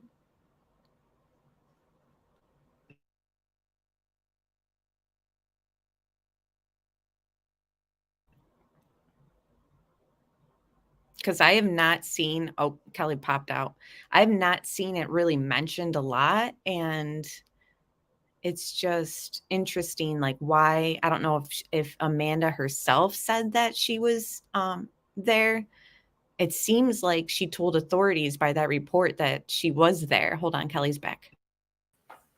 Sorry, I don't know what happened. But anyway, so yeah. And then when they were asked about that at the press conference, in my opinion, they seemed to answer that very carefully. And he said something about, yeah, Amanda had stated that they were there to buy cleaning supplies for her new apartment. But then after reviewing the camera footage and speaking to the employee, it was actually her mother, Debbie, who was there. Amanda wasn't there. So I still wonder if at some point Amanda was there and they're just not ready to release that yet. Maybe she was there separate from Debbie. Maybe she used Amanda's card or something like that. I don't know. But yeah, I seen that theory used as well, that it might have been Amanda's card. So they just assumed she was there, and then information came out like differently after they reviewed it. But I don't know. That was on September 28th. I mean, she was already found and stuff like that. Like, you would think by the 28th, they wouldn't be putting out something that would be like a little bit of like, oh, wait, no, that we figured that out. You know what I mean? right. And the way that it's been reported, it makes it, at least to me, I mean, in chat, tell me if you take it differently, or you, Amber, but it makes it sound like Amanda told law enforcement in an interview that she was there. And then they looked and she wasn't there. So that's how I took it. Like, Amanda relayed, I was at that Family Dollar too. Mom and I were going to buy cleaning supplies for my new apartment. And the whole new apartment thing makes zero sense to me either. I think that came out of the blue because we know that she, at least, a week or so ago, is still living in that, place that Steve owns, because there was a sign on the door like saying media go away, whatever. So I'm like, if she really had a new apartment, why is she not living there? If she had already, set up this apartment, they would have had to break the lease for her to be staying in the place Steve owned. So I just feel like Amanda might be one of those people who just pulls out stories from the air without thinking it through. Yeah, for sure. And I want to play that little segment again, because it really does make it seem like authorities told the media that Amanda stated that she was with her. And it's like, I had to replay it over and over because I'm like, what are they saying here? Hang on. FBI agents have since joined local law enforcement. Well, that Saturday, over the weekend, Collier's daughter, Amanda Bearden, told them she was when her body was found. FBI agents have since joined local law enforcement in the probe to solve the mystery. But here's the added twist. In a statement, investigators say over the weekend, Collier's daughter, Amanda Bearden, told them she was at the Clayton Family Dollar that Saturday. A review of security video and interviews so far hasn't backed that claim up. So over the weekend, investigators say, so according to the media, that came directly from law enforcement. Here's the other images that are going around on Twitter, and that we were kind of discussing in our private chat. How are your, what are you thinking here? Do you think that that's the car that Andrew's standing outside of? And chat, let me know your thoughts. Honestly, I mean, does it look similar? Yes. I really can't tell enough to say definitively my opinion on it. I do think the car he's standing outside of, we talked about this in one of my chats, but I do think that's a Toyota. The one on the road, I just can't see enough to make a decision on. And I thought it was interesting how Joseph Scott Morgan mentioned the phones. Like, are there going to be any, phones that were traveling in tandem with Debbie? And that's why I just really wonder if whoever may or may not be involved left phones at home. Because remember when Amanda called and talked to the operator, she stated, I think, you can still track her if her phone's been turned off. Correct me if I'm wrong. It's like, did they do any research about the phones? I'm like, okay. Good point. She did throw that out there as like a phishing question. And she's the one that said that the mother only left with her debit card and keys, right? Or yeah, I think debit card and keys, left her purse and license at home. Yeah, and then it comes out that people are saying, well, did Debbie used Amanda's credit card at the Family Dollar, so that's why they think that Amanda was there. But then it's like, by that media source, it seemed like investigators were saying that Amanda was saying that she was there. So it's just like the things that Amanda is throwing out there just seem odd, because we end up finding her phone smashed at the scene and her purse. You know, was Amanda under the impression, if she's involved allegedly, that those items were destroyed and burned? You know what I mean? So she didn't list it off as like, no, she only left with these two things. Mm-hmm. But again, that's just theory. Brittany wants me to go back to the screen that shows the words on it, like, from the media source. So bear with me. I'll see if I can pause it. Yeah, Caroline said, that is one strange claim. Amanda's claim to be at Family Dollar. I'm rolling that one around in my head. What is the motive for that lie? Agree. So Brittany, I tried to do this too, and it was like really hard to try and pull out of. I don't know where this original report is. I'm sure somebody has it, but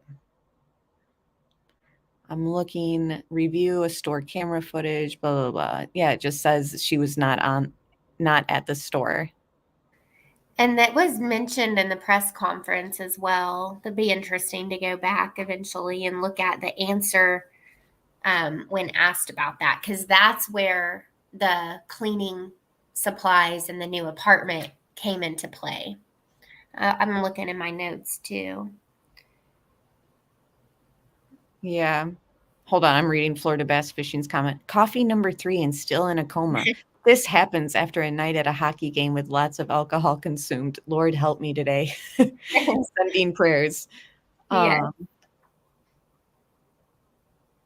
I don't know. It's just, this whole case is just so bizarre. And then we have to play into the effect that, remember, when they're discussing the scene, when authorities show up, you know, she's just missing at that point, but they've gotten the tip off from XM Sirius radio that she was there. And then, you know, they go to the scene.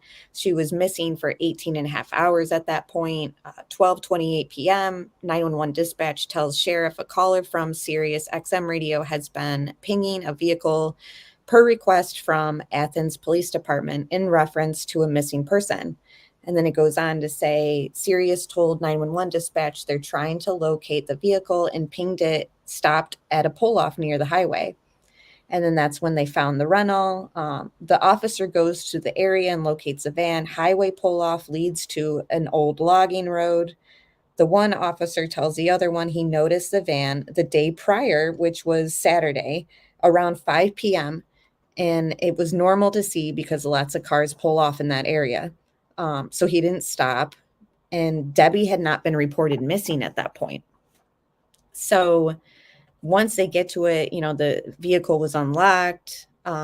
Here's where I get like a little confused, because did the canines arrive before Amanda pulled up or after Amanda pulled up? Because I have it in my notes that the canines arrived, and then Amanda had gotten the information from the dispatch that was talking to Sirius XM radio that since it was a missing person case, you know, Amanda's name was on the report. So she gets told where it is, but, you know, she pulls up and is hysterical when she sees the van and screams that it's her mother's vehicle. And it's like, why was she so upset so soon? Her death hadn't even been discovered yet. Yeah. Yeah, I think it's interesting I would love to see body cam of that, of when Amanda first gets there. But yeah, I mean, I guess you could argue either way. Like at that point, she had been missing overnight. So maybe she was just emotional, sees the van, and is understandable that she's hysterical. Or you could think, could she be overacting a little too soon? You know, I don't know. Yeah. But yeah, I'm not sure if the canines, I'm looking at it now, but yeah, exactly the order of that. But if it's in your notes, you're probably right. Well, I don't know. If anyone knows, please let me know. But either way, it's just, you know, she shows up hysterical, but yet she had waited 3 hours to report her missing Yeah. the day prior. It's just sometimes I'm just feeling like what she's showing on camera and stuff doesn't add up to like her actual actions. And I find it interesting in the police report to label her as hysterical. And it's like, that's interesting because it wasn't like she was upset. Like this seems, like you said, like very over dramatized and like some sort of scene. Right. I'm just reading. No, what happened was Amanda contacted police for an update and she was informed the approximate time, location, and she drove out. Let's see. I'm reading it now. It says, while on scene, awaiting the arrival of Forrester, Collier's daughter, Amanda Bearden, arrived on scene in a hysterical state. Bearden began screaming that the vehicle belonged to her mother. Bearden was notified by Athens Clarke County PD that the vehicle was being pinged by SiriusXM and provided with approximate location of the latest ping. So it says that Amanda was notified by Athens Clarke Police. Yes. Yep. And that's what I have too, because she, right now, it was just a missing person case. So there was no reason for Athens to treat this like a homicide or anything. So they told Amanda the update. I have it as Amanda told police when she got there that she was in Rabon County looking for her mother, which is only 24.6 miles away and a 30-minute drive from where the van was found. So not 70 minutes away like Athens is. So for some reason, not only did they tell her, the law enforcement tell Amanda like what was going on, she was close to the scene in a way. Like she was only 24.6 miles away from the van. If she was in Athens, you know, waiting to hear back from like what's going on with my mom, she's missing, you know, it's just like strange that she was like closer to the scene, you know what I mean, that day. Right. It is interesting to me as well. And I can't help but wonder, I don't know, once again, I mean, did Amanda drive by, you know, the area she was found and not see the car or whatever? Like that would just be interesting to know. Mhm. Right. And then, okay, so later in my notes, I wrote down, which is why I need a little bit more help, guys. So if you guys know, let me know.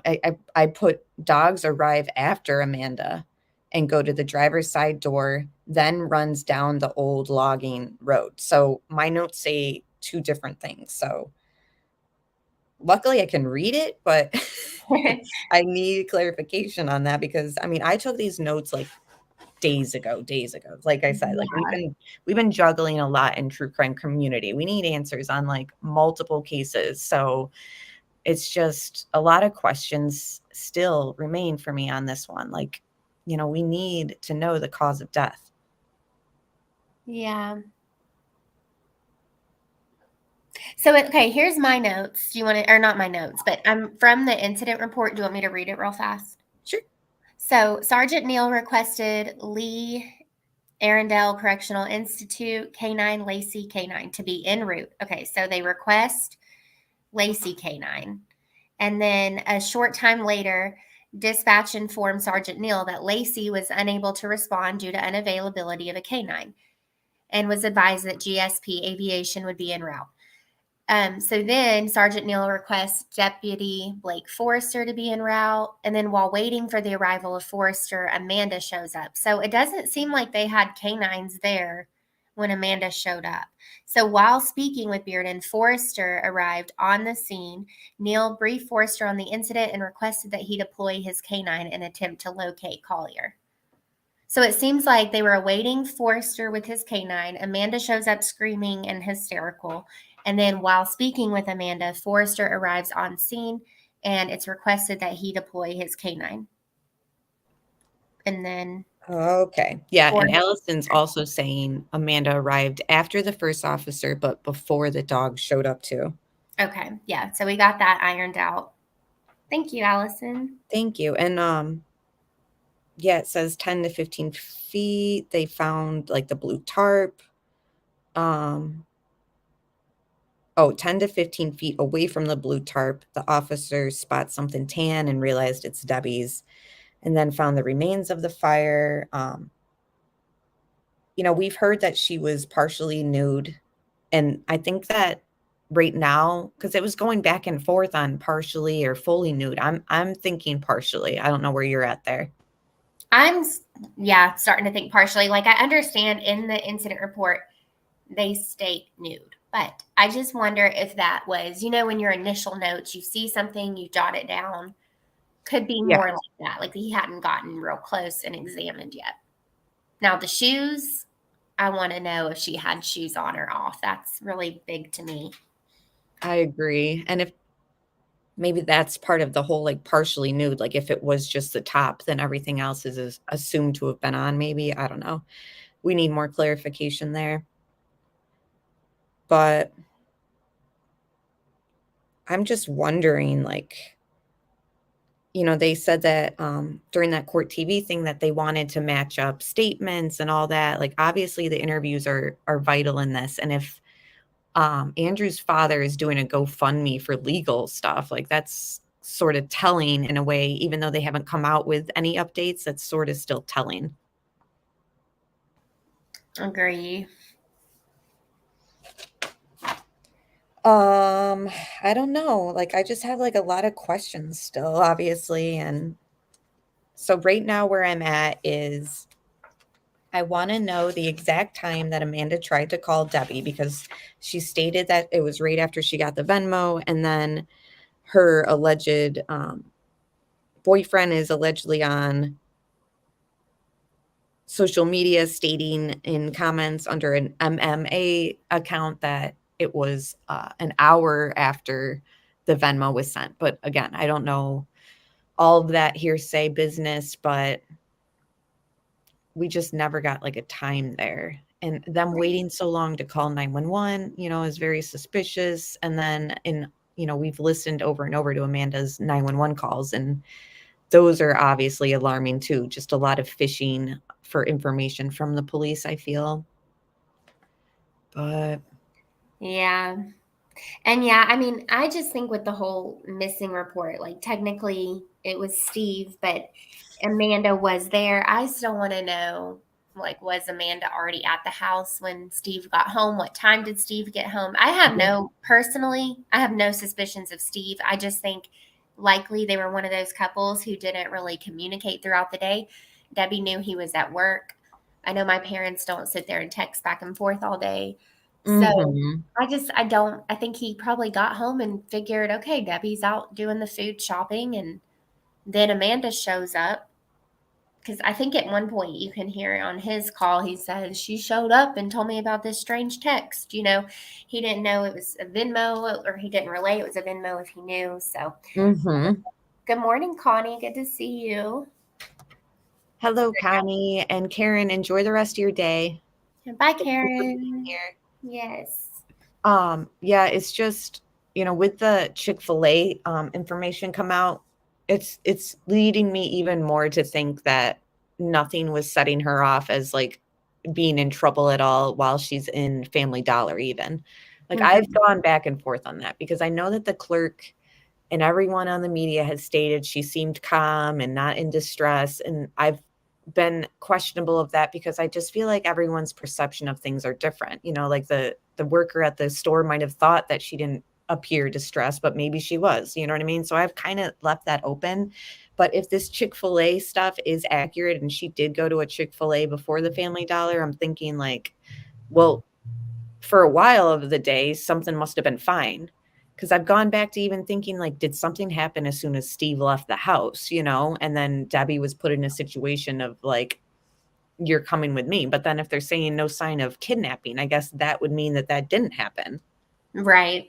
And I wonder about the time she was seen at the CCTV at Chick-fil-A, because the one was 2:17, and then she didn't get to the Family Dollar until 2:55, which people have mapped that out, and it took her a little longer than it should have to pull into that Family Dollar from that Tallulah Falls school area. But that's another topic, Yeah, you're right. Like, from the camera footage of her van to the Family Dollar, it took her longer to get there pretty much than it kind of should have. Yeah. And yes, Sherry S. by the time Steve called 911, Amanda, in my opinion, I agree, was definitely there. I just wonder when exactly she showed up. What were their conversations like before they called? But I agree, she was there. And I wonder too if the whole there's a key underneath the blue pot. Like I'm wondering if that was just to explain why Amanda might have been there before Steve. Like what if Steve got home and he's knowing like Amanda's not allowed access to the place? Because remember, they were kind of like, it seems a little rocky, Amanda's relationship with them. So, and if drugs are involved, sometimes people take away keys and stuff from those said family members. Like, I don't know, you know what I mean? Or maybe Amanda just hadn't, I don't know. I almost feel like the key thing, like it's under the blue pot, was a way for them to explain in case Steve was like, how did you get inside or whatever? You know what I mean? Like, I don't know. I would just love to know. And then the only thing I get a little hung up with on that is if it's true that Amanda had no idea where the key was and needed Debbie to tell her, then at that point, I feel like Amanda at 3:17 when the Venmo was sent, Amanda would have had to coerce Debbie into telling her where the key was if it truly was in the flower pot. You know what I mean? Like, yeah, well, I'm almost thinking there was no key in the flower pot and that they took the key from Debbie maybe. Okay. And put they make no mention of like her keys were found or the keys were in the ignition. I don't know. Like, I'm just thinking like maybe that was just to explain why they got there in a way. Because if Amanda was in the house before Steve got home, which we don't know, we're just speculating. Was Andrew there with her? And it's like, did Andrew, again, we're just speculating, take the key from the keychain or, you know what I mean? Like, I just am like trying to figure out, like, was that just placed in the Venmo as in a way to explain, how they had access to the house because Steve, or I mean, the husband would just be like, what are you guys doing? I don't know. I'm just trying to think because that has just thrown me off so much. Like, and I know that you've asked too, like, I really want to know, was there ever even a key under there? You know? That's a really interesting theory that if this was somebody kind of thinking ahead and needed to get into the house for whatever reason, that they knew eventually they were going to take the key. So they went ahead and gave a location for where the key would be. That's interesting. And I think we also need to remember neighbors or a neighbor, I'm not sure, a neighbor at least stated that the Friday before Debbie went missing, there was commotion heard at the house. Neighbors also stated that a younger woman would come to the house on the weekends and the evenings and they would hear commotion. So also a family friend said there is a reason we are keeping quiet. So all those things combined, and then you look at the daughter and the boyfriend's history. I mean, could there be other suspects? Of course, but when they say deliberate and personal, you can't help but have some questions about them. Oh yeah, for sure. And that's noteworthy that there was commotion heard. So which might be, again, another reason why maybe Steve didn't talk to Debbie the following day, because two things. Maybe something had happened, like an argument with Amanda and them, and Steve's just like, you know what? It's just like a quiet day between the family the next day. So he didn't really think to be like, wonder what my wife's doing. Maybe he was just like still recovering from whatever had happened the night prior. Maybe he lost sleep because of it or something, And then the other thing is I'm thinking, shoot, what was it? I know you said two I was things. thinking everything with this case, but no, I was just thinking maybe Debbie did have prior plans to do something for the game. So Steve wasn't thinking like, let me reach out and see what she's up to all day, because he had already known like, well, she told me that she was going to head to, but that information has been kept private because it's like investigative stuff, Yeah. My only thing with that is I wonder if he would have said that on his 911 call. Like, well, she had told me she was going to the game. I don't know if she did, Sorry, I'm not trying to impersonate his voice. It's just I think better when I do that. No, but, I love it. Yeah, so because he just mentioned I thought she was food shopping. She food shops on Saturdays. Yeah. So many questions. So many. And it just seems more and more that like Steve had no idea about the money. Like you said, in his 911 call, he mentioned that strange message mentioned to him by Amanda, but nothing else, right? Right. He only mentions it as being a text message and saying they won't let me go, and that it was about 2 hours ago, which really it was about 3. And that's the thing. If the whole key aspect was even mentioned, then maybe it was something where he would have been like, what the heck? Because if she left that information out, like it was only sent through the message to kind of explain why they had the key if they needed to. You know what I mean? But if Yeah. Amanda just didn't offer up that information to Steve, then she's not going to cross that bridge until she has to. Same with the money aspect being not mentioned, you know? Right. Exactly. Yeah. But I'm wondering how some people have said that, like you said, that you don't feel any suspicious vibes from Steve. I'm feeling the same. I'm wondering what chat is feeling. Like, do you guys think that the husband is clear?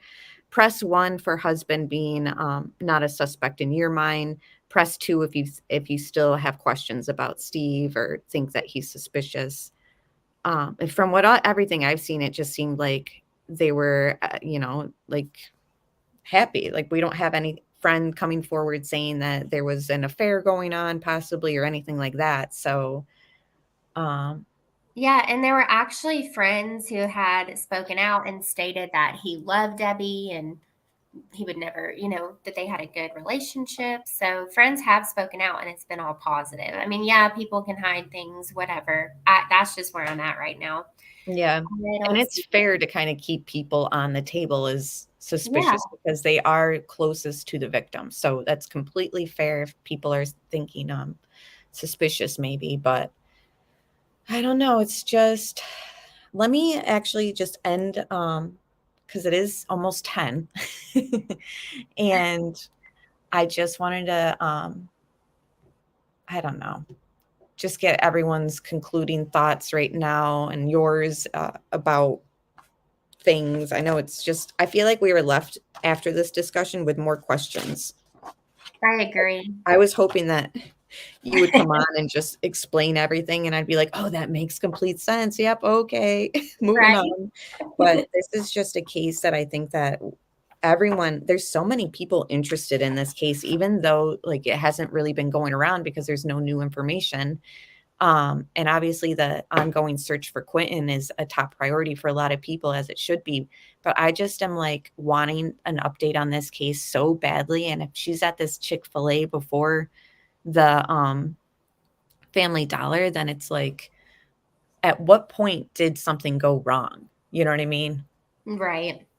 I really want to see the actual newspaper article for myself and read exactly what it states and the way it's worded. I'm going to try to get it today because I'm very curious about that.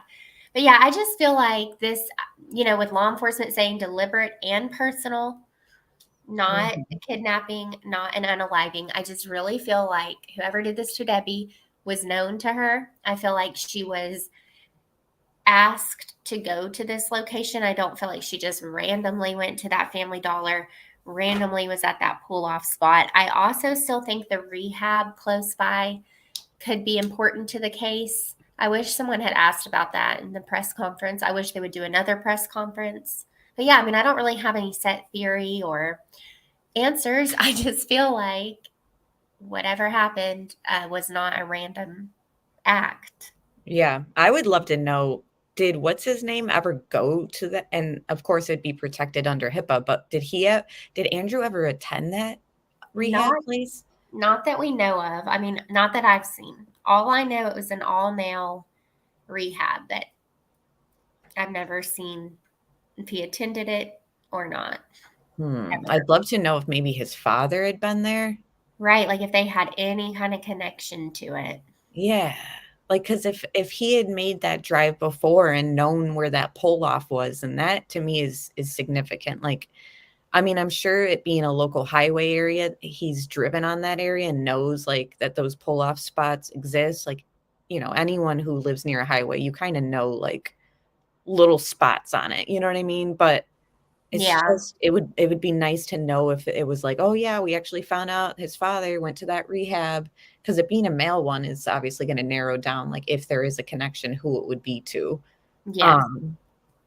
So I'm wondering, did he ever drop his father off there? And I don't know. It's just very interesting. Like you said, like we don't know what this rehab facility has to do with anything or if it does, but it's just another aspect in this case. It's like a Rubik's Cube, this case. It really is. It's just so sad. And thank you, Cha-Cha. We appreciate that. She said, you two are good detectives. I almost always agree with your opinions. Well, we definitely partners in crime. And if you want more true crime stuff, then you can follow CDT over on her channel as well. And hello, Johnny. It's good to see you. And Foxy Lady. Good to see everybody. Thank you for being here. So I guess pretty much the only thing we had that we really thought was significant today was the new information that's slowly leaking. Like it's not even being on, let me check Twitter and all that, but like it's just through that one newspaper source that we had found through websleuths.com that she did indeed. Okay, so yeah, that paper was on October 14th this month. It states that Debbie visited Chick-fil-A in Commerce before heading to Clayton to visit the Chick-fil-A written article. Blah, blah, blah. So yeah, it's that is a 23-minute drive from her house, the Chick-fil-A, and 48-minute drive from the Chick-fil-A to Tallulah. But I don't know. I'm seeing it slowly starting to come out even on Twitter that it she did stop at that Chick-fil-A, but yeah. And they're linking Andrew's father's residence to that area. That's eerie. And then we have the father wanting to do the GoFundMe for legal fees. Yep. Legal fees when no one's even been listed as a person of interest. Right.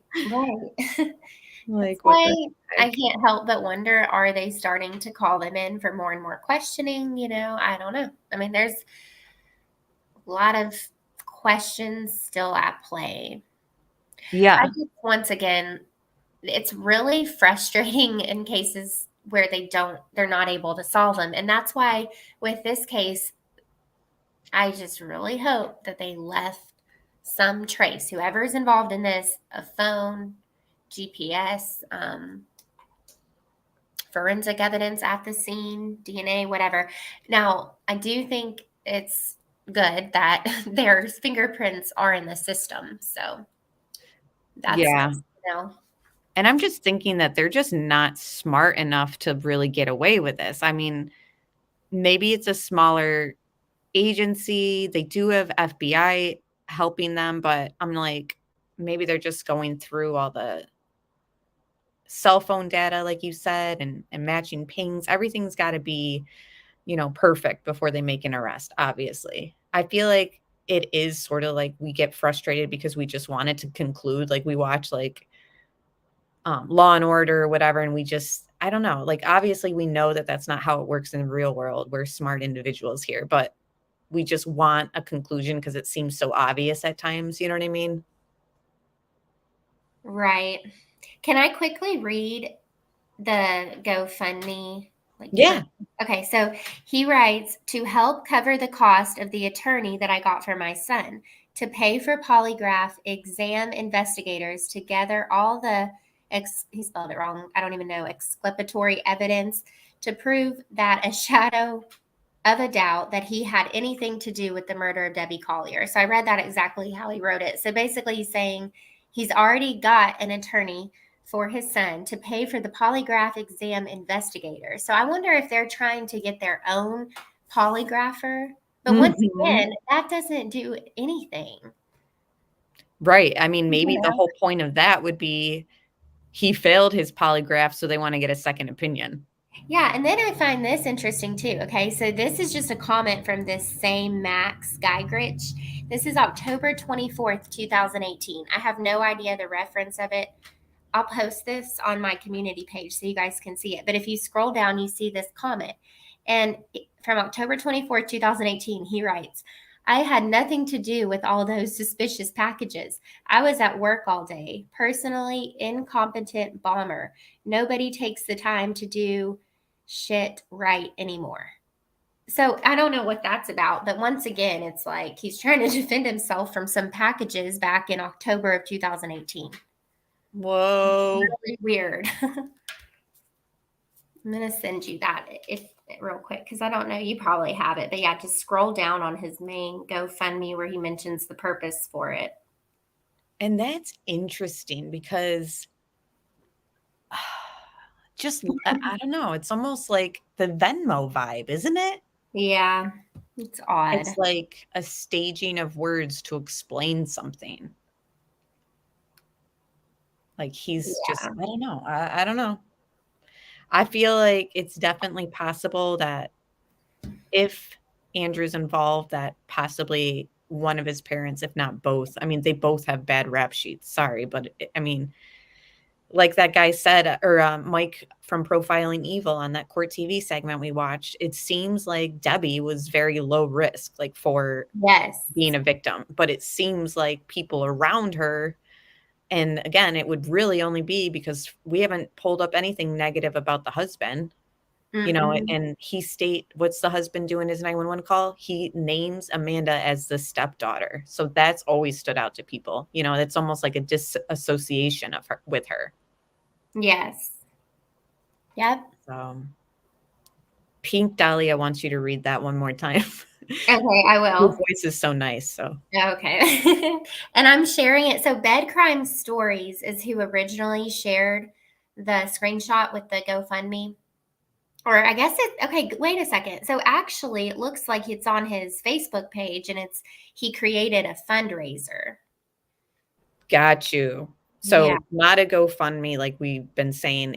You're right. It's right on the screen. Fundraiser through Facebook, which is a similar type of thing, but it's just Facebook's version of GoFundMe. Yeah, I guess so. So I'll read both. Okay, so to cover the cost of the attorney that I got for my son, to pay for polygraph exam investigators to gather all the exculpatory evidence to prove that a shadow of a doubt that he had anything to do with the murder of Debbie Collier. So that's his words. And then scrolling down, October 24th, 2018, he writes, I had nothing to do with all those suspicious packages. I was at work all day. Personally, incompetent bomber. Nobody takes the time to do shit right anymore. So that's that. And the other thing that I just wanted to lay out there that we've kind of brushed over, and I feel like a lot of people have, was the bullet found at the scene. And I know that they had said like that there's a wildlife reservoir and all that around there, but people have, you know, argued like that's too close to the road for bullets to be. I mean, I think that that's a significant find. But without knowing her cause of death, like how do we even know if it's relevant, you know? Mm-hmm. Yeah, and it wasn't found until, I want to say weeks, at least a week later. So time had gone by before it was found, and it was found by Fox. So you have to wonder, was it there? Did they miss it? Well, when you look at the way they left the scene with all that trash and gloves and wrappers, whatever left behind, it does make you question, could they have missed a bullet? Mm-hmm. And it's like, okay, well then is that why they had the search warrant for the Amanda and her boyfriend's place or whatever? And were they looking for a gun possibly? But then it's like neither of them would legally be able to buy one because they both have records probably. Although I don't know how, I mean, in New York, it's very strict. I don't know what it is in Georgia, but if you have a felony, do they have felonies? I don't